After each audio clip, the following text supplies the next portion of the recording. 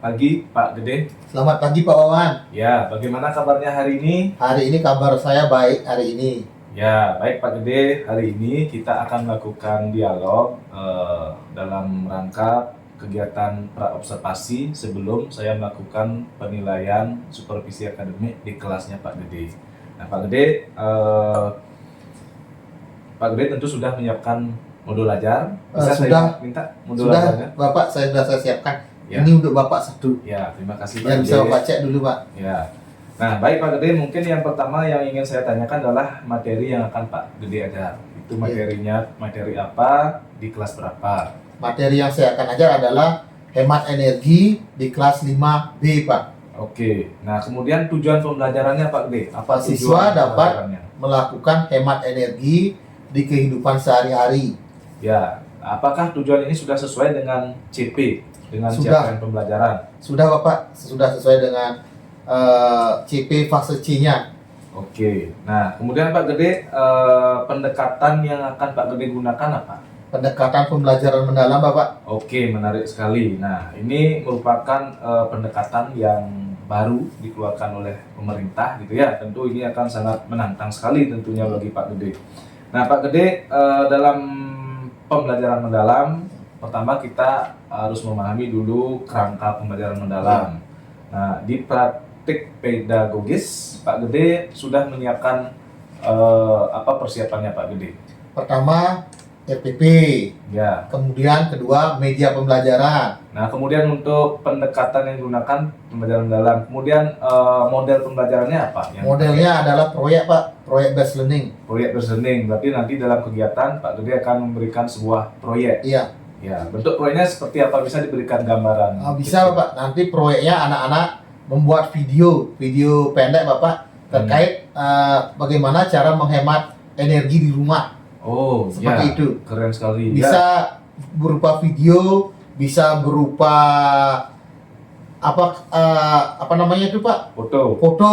Ya, berarti Poster boleh juga. Berarti itu salah satu masuk ke kerangka pemanfaatan digital berarti ya.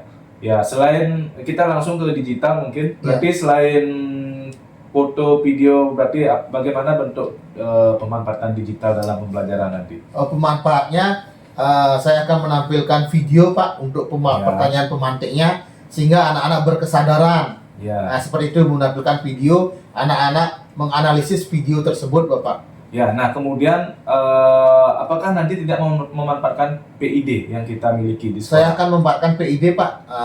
PID-nya nanti akan saya pindahkan dari kelas 1 ke kelas 5B-nya Pak. Oke, nanti Pak Gede tolong komunikasi dengan teman yang mengajar di kelas 1 ya, supaya nanti tidak ada masalah.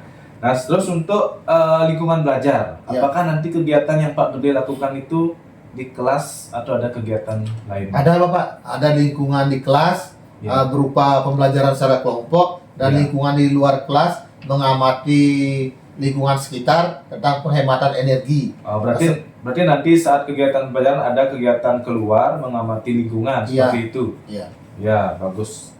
Jadi itu akan bentuk pembelajaran yang kontekstual. Anak-anak tahu secara langsung bagaimana lingkungan sekolah ya. Kemudian apakah bentuk kemitraannya seperti apa? Saya berkolaborasi dengan orang tua Pak, terutama nanti dalam membuat video pendek itu Pak. Oh, berarti video itu dibuat saat di rumah nanti sebelum kegiatan belajar dimulai? Iya. Oh. Itu kemitraan dengan orang tua. Nanti video itu akan ditampilkan di kelas Pak. Oh, berarti itu sebagai media pembelajaran juga videonya? Iya. Oh, berarti orang tua kan tidak ikut ke sekolah? Tidak, ya? Cuma membantu membuat video. Iya. Ya, seperti itu. Ya, berarti itu bentuk kolaborasi atau kemitraan dengan orang tua. Ya, luar biasa sekali. Tentu kita sangat memerlukan dukungan keterlibatan orang tua ya dalam kegiatan pembelajaran. Nah, kemudian Pak Gede, dalam pembelajaran mendalam tentu kita harus menerapkan prinsip BBM ya, bermakna, berkesadaran, dan menyenangkan. Mungkin yang bermakna dulu. Salah satu contoh kegiatannya nanti yang menunjukkan itu kegiatan bermakna. Kalau kegiatan bermaknanya, anak-anak diajak keluar kelas Pak, mengamati lingkungan sekolahnya. Apakah ada keran yang bocor, apakah ada lampu yang hidup di siang hari Pak. Nanti kalau ada itu termasuk pemborosan energi. Ya. Nah, bagaimana langkah untuk menghemat energi? Seperti itu, Pak. Ya, berarti itu anak-anak mendapatkan pengalaman langsung ya di lapangan. Ya, itu berarti salah satu contoh kegiatan bermakna. Kemudian berkesadarannya Pak Gede, seperti apa? Berkesadarannya anak-anak ditampilkan video, Pak. Ya. Video pembelajaran, anak-anak menonton, kemudian menganalisis ini hemat energi atau pemborosan energi, Pak, dari video yang anak-anak buat di rumah. Oh, seperti itu. Iya, berarti videonya itu arahnya adalah itu sebagai bentuk kegiatan yang menunjukkan bahwa itu kegiatan yang menunjukkan berkesadaran ya, Iya. Pak Gede ya. Nah, kemudian menyenangkannya Pak Gede, seperti apa? Menyenangkannya nanti saya sudah buatkan kuis, Pak. Buatkan kuis, nanti anak-anak maju memencet tombol, ini termasuk pemborosan energi atau hemat energi, Pak, seperti itu. Ya, berarti ini salah satu bentuk pemanfaatan digital. Iya. Ya. Oke Pak Gede, kemudian nanti untuk langkah-langkah pengalaman pembelajaran mendalam, memahami, mengaplikasi dan merefleksi, tentu itu akan saya amati di kelas. Nanti nanti kita akan bahas pada saat kegiatan pasca observasi. Nah, Pak Gede sudah siap untuk Sudah, Bapak. saya observasi? Sudah, Bapak. Baik, kita sepakati besok setelah kegiatan pagi ceria, saya akan langsung ke kelas Pak Gede untuk mengamati Pak Gede melakukan proses pembelajaran. Siap, Bapak. Ya, sampai ketemu besok Pak Gede. Siap. Ya, sukses ya. Ya. Selamat pagi Pak Gede. Selamat pagi, Pak. Ya, luar biasa sekali ya. Tadi saya sudah mengamati Pak Gede mengajar di kelas, saya sudah ikuti dari awal sampai akhir. Yang pertama yang ingin saya tanyakan, perasaan Pak Gede bagaimana hari ini? Saya senang sekali, Pak. Anak-anak antusias dalam proses pembelajaran dan pemanfaatan PID-nya itu sangat membantu saya sekali dalam proses mengajarnya, Pak. Iya, saya juga melihat tadi anak-anak sangat antusias, aktif, semuanya ceria saya lihat ya. Jadi Pak Gede secara umum saya bisa lihat bisa mewujudkan lingkungan belajar yang aman dan nyaman ya. Nah, kemudian Pak Gede tentu dalam sebuah praktek pembelajaran ada hal yang berjalan dengan baik dan tentu ada hal yang belum berjalan dengan baik. Yang pertama, yang sudah berjalan dengan baik menurut Pak Gede yang mana? Anak-anak mengikuti proses pembelajaran secara runtun, Pak. Itu yang sudah baik. Nah, kemudian yang belum baik ketika di kelompok, Bapak. Ada beberapa anak yang tidak aktif diskusi di kelompoknya, sehingga itu menyulitkan saya untuk mengkondisikan anak tersebut agar mau aktif di kelompoknya, Bapak. Berarti yang tidak aktif itu ribut apa diam mengganggu temannya atau seperti apa? Oh, dia diam, Bapak.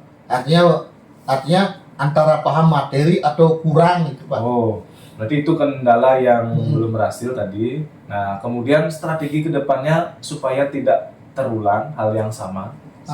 Strategi saya, Bapak, saya akan menerapkan pembelajaran berdiferensiasi, Bapak, seperti itu. Ya, berarti Pak Gede akan menerapkan pembelajaran berdiferensiasi ke depannya. Seperti apa bentuk praktek yang Pak Gede bayangkan? Nanti akan saya kelompokkan anak-anak berdasarkan kemampuannya kembali. Oh, seperti itu. Jadi anak-anak itu akan mendapatkan pengalaman belajar sesuai dengan kebutuhan mereka. Ya, luar biasa sekali Pak Gede. Nah, kemudian Pak Gede, apakah pembelajaran yang Pak Gede lakukan, anak-anak sudah mencapai tujuan pembelajarannya kalau menurut Pak Gede? Nah, dari 30 anak di kelas, Bapak, dari asesmen formatif saya buat itu masih banyak anak-anak kurang. Nah, setelah memasuki tahap pembelajaran, saya jelaskan materi, mereka diskusi, mereka maju, mereka presentasi, dan saya kasih asesmen sumatifnya, dan itu hasilnya menggembirakan, Bapak. Dari 30 anak yang sudah baik itu adalah 27 siswa, Bapak. Ya, berarti 90% lebih ya. Iya, Bapak. Berarti itu menjadi indikator bahwa pembelajaran yang Pak Gede laksanakan sudah berhasil, sudah mencapai tujuan pembelajaran ya. 90% sudah tercapai. Nah, kemudian Pak Gede ke depannya tentu Pak Gede memerlukan dukungan dari saya selaku sebagai kepala sekolah. Dukungan apa yang Pak Gede butuhkan? Ya, pertama dukungan yang saya butuhkan adalah dukungan yang saya butuhkan dari Bapak, yaitu pertama dukungan dari narasumber, Bapak. Narasumber yang perlu kita datangkan untuk pelatihan pembelajaran mendalam Pak, karena saya baru sekali mengikuti workshop pelatihan pembelajaran mendalam Pak. Jadi Ya. saya ingin dikuatkan kembali terkait dengan Oke. pembelajaran mendalam Bapak. Ya, oke. Kalau begitu mungkin kebetulan Pak Agus sudah ikut 3 kali pelatihan, sudah menerapkan di kelas juga. Sebelumnya saya sempat observasi dan praktek pembelajaran mendalamnya sudah bagus. Bagaimana kalau kita adakan sesi berbagi praktek baik dari Pak Agus saat Hari Belajar Guru? Oh, saya setuju sekali Bapak terkait hal itu, karena akan menguatkan saya terkait dengan pembelajaran mendalam Bapak. Ya, kemudian ke depannya juga kita perlu mengundang narasumber dari luar Iya. yang mempunyai pengalaman yang berbeda. Itu mungkin kita lakukan secara bertahap. Bagaimana kira-kira kalau seperti itu? Oh, saya setuju sekali dengan ide Bapak Pak, karena itu membuka wawasan saya. Oke, Pak Gede, berarti itu hal ke depan yang akan kita Iya. lakukan ya. Iya. Baik Pak Gede, terima kasih. Serangkaian proses supervisi sudah kita lakukan. Yang harapkan Pak Gede selanjutnya dapat merefleksi diri sendiri, kemudian melakukan tindak lanjut perbaikan supaya kualitas pembelajaran di sekolah kita semakin baik ke depannya. Siap Pak Gede? Siap Bapak, terima Ya. kasih banyak Bapak. Ya, baik Pak Gede, sudah cukup dari saya. Saya ucapkan terima kasih. Silakan kembali ke kelas. Tetap semangat.